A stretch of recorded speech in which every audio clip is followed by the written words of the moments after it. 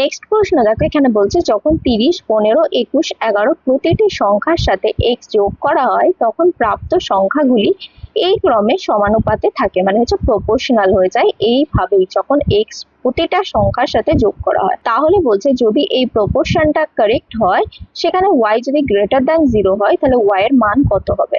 মানে এখান থেকে তোমাকে এক্স বের করতে হবে, এখানে পুট করতে হবে, তারপরে ওয়াই এর ভ্যালু বের করতে হবে। তোমরা যদি নর্মাল মেথডে করো, যেটা তোমরা করে থাকো, যেটা হচ্ছে 30 প্লাস এক্স ডিভাইডেড বাই কি করো 15 প্লাস এক্স, এটা equal to 21 plus x divided by 11 plus x.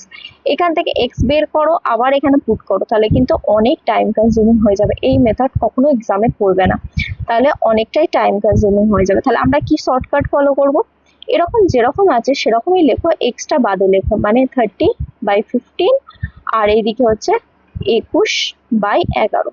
এবার এই যে গ্যাপটা, নিউমারেটরের গ্যাপ, মানে উপরে যে দুটো সংখ্যা আছে গ্যাপটা দেখো কত হচ্ছে, এদের দুজনের গ্যাপ হচ্ছে কত 9, আর এই ডিনোমিনেটরের গ্যাপ কত হচ্ছে 15 মাইনাস 11, মানে হচ্ছে 4।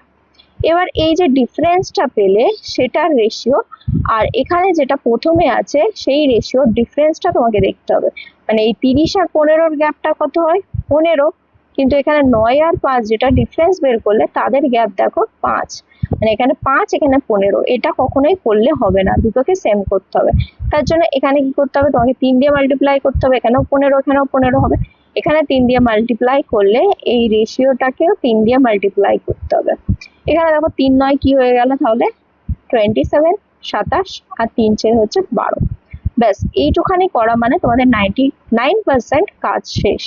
এবার এই ফার্স্ট রেশিও আর এই যেটা ডিফারেন্সের রেশিও, যেটা তোমরা সমান করে বের করলে, তার গ্যাপ দেখো 30 থেকে কি হচ্ছে 27 হচ্ছে, মানে 30 থেকে 27-এ আসছো যখন -3 হচ্ছে। এখানে দেখো 15 থেকে 12-তে আসছো, মানে -3 করে আসছো। এই যে গ্যাপটা সেম করে বের করলাম -3, এটা আর কিছুই না, এটা হচ্ছে এক্স এর ভ্যালু। তাহলে এক্স কত হলো -3।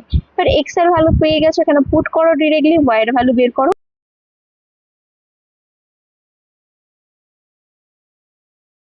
কিন্তু ওয়াই কিন্তু পজিটিভ বলা হয়েছে, এটা মাথায় রাখবে।